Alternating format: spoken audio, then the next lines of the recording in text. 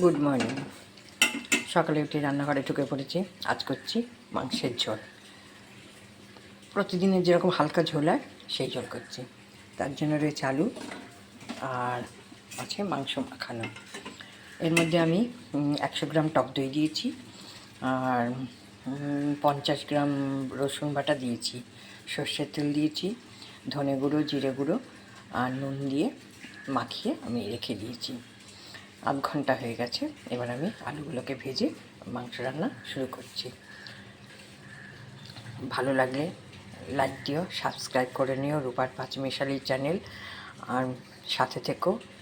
আর বেলটা করে বেলটাকে সাবস্ক্রাইব করে নিও আর সাথে থেকো, তাহলে আমার এই রান্না তোমরা দেখতে পাবে।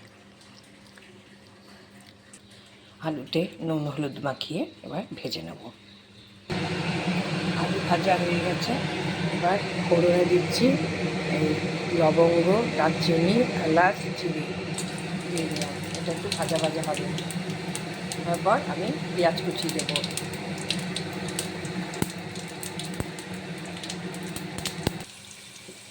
পেঁয়াজ ভাজা হয়ে গেছে। এবার আমি এই মশলাটা দেব। এর মধ্যে আছে টমেটো, পেঁয়াজ, রসুন অল্প, যেহেতু রসুন মাখিয়েছি, আর আছে আদা বাটা আর কাঁচা লঙ্কা। মশলা দিয়ে এটাকে ভালো করে কষিয়ে নেব। আর জিরে গুঁড়ো, ধনে গুঁড়ো যেহেতু মাংসের মধ্যে দিয়েছি আর এতে দেবো না, ঠিক আছে? এটা এইভাবে কষতে থাকবো। মশলা কষানো হয়ে গেছে, মাংস দিয়ে দিয়েছি। এবার এটাকে ভালো করে কষে নেব। গ্যাসটাকে একটু জোরে দিয়েছি, লোয়ে নয় জোরে দিয়েছি, হাইটে দিয়েছি, কারণ দইটা দিয়েছি তো জল বেরোবে। ওই জন্য যাতে জলটা বেশি না বেরোয়, ওই জন্য আমি তাতে করে এটাকে শুকিয়ে নিতে চাইছি, ঠিক আছে? তারপরে আর লোয়ে করে দেবো।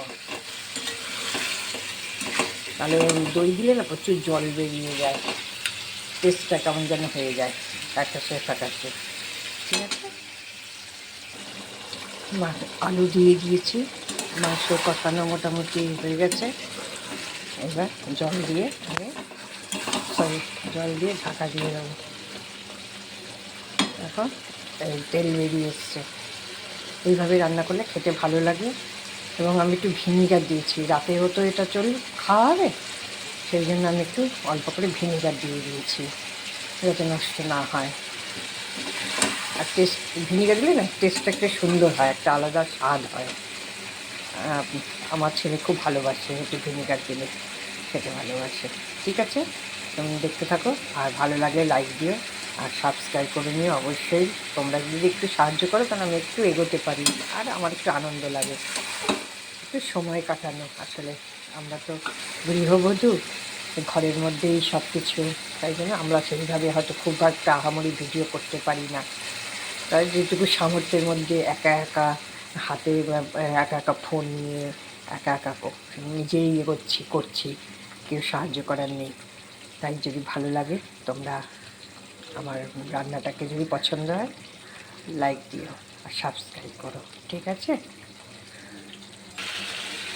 নুন দিয়ে মাখিয়েছিলাম, মাংস কষানো শেষ হয়ে গেছে বলে আমি এবার এই পর্যায়ে একটু নুন দিচ্ছি।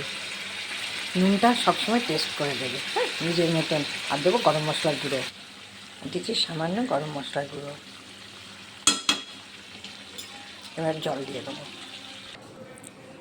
এইভাবে এটা আজকে প্রতিদিনের যে মাংসের ঝোল হয়, হালকা রান্না, হালকা ঠিক নয়, সবই আছে, তো যাই হোক ভাতের সঙ্গে এটা খুব ভালো যায়। আমি ওপর থেকে একটু গরম মশলা আর ঘি ছড়িয়ে দিয়েছি। ঠিক আছে বন্ধুরা, শুভ সকাল। বাই।